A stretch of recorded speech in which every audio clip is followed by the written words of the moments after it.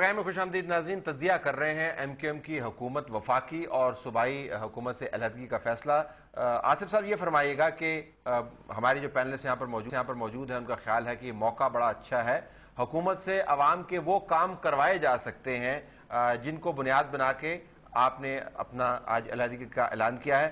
کیا واقعتاً یہ ایک حقیقی قسم کا موقع ہے یا تھیوریٹیکل موقع ہے؟ ابھی بہت سے کام کرنے کو باقی, اپوزیشن اکٹھی نہیں ہو سکتی. یور ٹیک آن دس.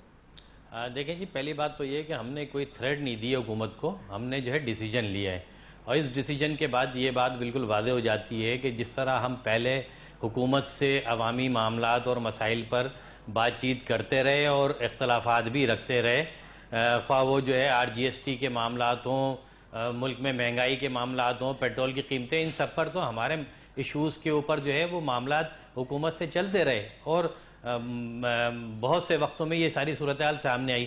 اب جو ہے سب سے بڑا مسئلہ وہ ہے اپوزیشن کا, کہ اپوزیشن اس میں کیا کردار ادا کرتی ہے اور اپوزیشن کس طرح حکومت سے ان تمام چیزوں کو منواتی ہے جو آخری 1 سال رہ گیا ہے. تو میں سمجھتا ہوں کہ اب جو گیند ہے وہ اپوزیشن کے کورٹ میں ہے, وہ کتنا ایکٹیو ہوتے ہیں, کتنا اپنا کردار. لیکن ہوئی نا, آپ اب اپوزیشن میں ہے نا, آپ کے کورٹ میں ہوئی نا. بالکل, دیکھیں لیکن ایک اکثریت ہونے کے ناطے اس وقت جو ہے وہ مسلم لیگ نواز کو سوچنا ہے. جہاں تک ہمارا تعلق ہے, ہم انتہائی سنجیدگی سے اپنے اپوزیشن کردار کو بالکل ادا کریں گے, اور جو عوامی ایشوز ہیں جس طرح ہم پہلے حکومت میں رہ کے کر رہے تھے, انشاءاللہ اپوزیشن میں رہ کر ہم اسی طرح ان کاموں کو انجام دیں گے اور حکومت کو باور کرائیں گے کہ حکومت ان کاموں کو کرے جو کہ عوام کی ضرورت ہے, اس ملک کی ضرورت ہے. اچھا, before I go to Hanif صاحب, گٹ ریئیکشن مجھے آپ کا چاہیے. اندر کی بات, جو دل کی بات ہے وہ کیا واقعتاً اکٹھے بھی ہو جائیں تو حکومت سے کام کروائے جا سکتے ہیں؟ آپ تو حکومت میں رہے ہیں, آپ کو تو پتا ہے کہ وہ کس بھاؤ بکتی ہے وہاں پہ.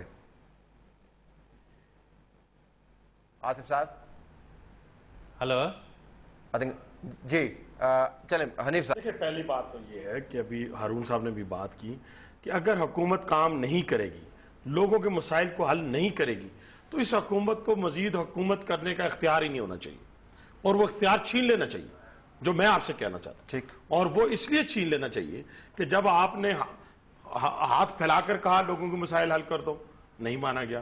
ہاتھ کو پیار سے پکڑ کے کہا گیا, نہیں مانا گیا. اب گردن سے پکڑ کے جب آپ کہیں گے بھی مسائل کو حل کرو, نہیں مانا جائے گا.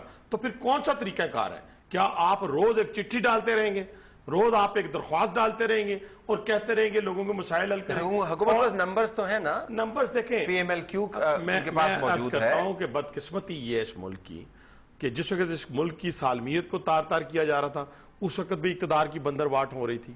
جب لوگوں کے مسائل کو مزید دلدل میں دھکیلا جا رہا تھا, اس وقت بھی اقتدار کی بندر بانٹ ہو رہی تھی. اب لوگوں کے لیے سوچنا ہوگا حکومت کو, جس کی ذمہ داری ہے. جیسے ابھی انہوں نے بات کی, وہ تو نہیں کر رہے نا, بائی یور ڈیفینیشن وہ تو نہیں کر رہے نا. نہیں, دیکھیں, اگر وہ نہیں کر رہے, دیکھیں کوئی اتحادی ان کے ساتھ اس وقت کھڑا نہیں ہے, کوئی بھی.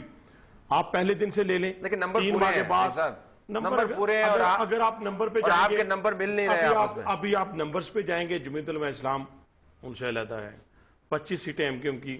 اگر جیسے پہلے میں پھر ایک سوال کروں گا کہ اگر یہ حتمی فیصلہ ہے تو یہ بڑا خوش آئند ہے, اور اس کے بعد 92 ہمارے پاس ہیں, تو پھر حکومت کے لیے مشکل ہوگا, اس کے علاوہ کوئی چارہ کار نہیں ہوگا کہ وہ لوگوں کو ریلیف دے, اور پھر اس کے لیے اپوزیشن کے پاس کہنے کے لیے کچھ نہیں ہوگا.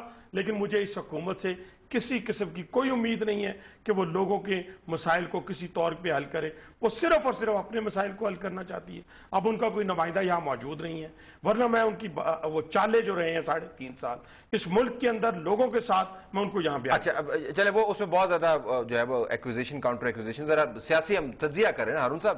یہ تمام گورکھ دھندے کو سیدھا کرنے کے لیے کوئی قیادت مل بیٹھتی ہے, کوئی متبادل قیادت سامنے آتی ہے. نواب ذرا نصر اللہ ہی ہوتے اگر, تو وہی لوگوں کو اکٹھا کر لیتے, خود کچھ نہ کرتے لیکن ایک اپنا چھاتا کھول لیتے, نیچے لوگ بیٹھ جاتے.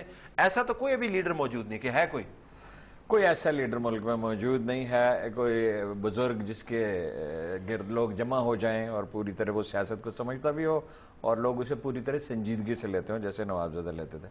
لیکن میں ایک بات آپ سے عرض کروں, زرداری صاحب کا یہ مزاج ہی نہیں ہے لوگوں کے مسائل وہ حل کریں. یہ بات پہلے چند ہفتوں میں واضح ہو گئی تھی جب انہوں نے ججوں کو بحال کرنے سے انکار کر دیا اور کہا کہ وعدے قرآن حدیث نہیں ہوتے.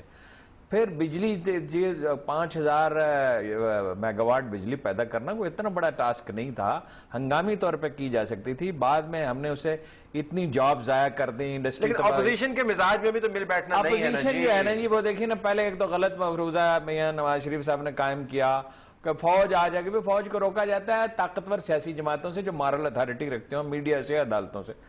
اس میں انہوں نے بہت وقت ضائع کر دیا، اور ایم کیو ایم نے ان سے توقعات وابستہ کیے رکھی. حکومت میں آ گئی، چلی گئی، واپس آ گئی.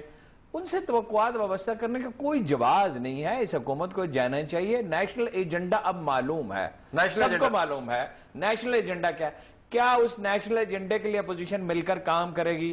اگلے چند دنوں میں یہ بات واضح ہو جائے گی. حنیف یا صاحب صرف حکومت کو نکالنا. ہولڈ بیک، نیوز کا بریک، نیوز کا بریک، نیوز کا بریک ہے ناظرین. کیا قومی ایجنڈے کے لیے اپوزیشن مل بیٹھے گی یا نہیں؟ آئندہ چند دنوں میں واضح ہو سکتا ہے. واضح کس طریقے سے ہوگا یہ ہم جاننا چاہتے ہیں سیاسی کارکنوں سے. ان کا تجزیہ بھی ہم لے رہے ہیں آفٹر دس بریک.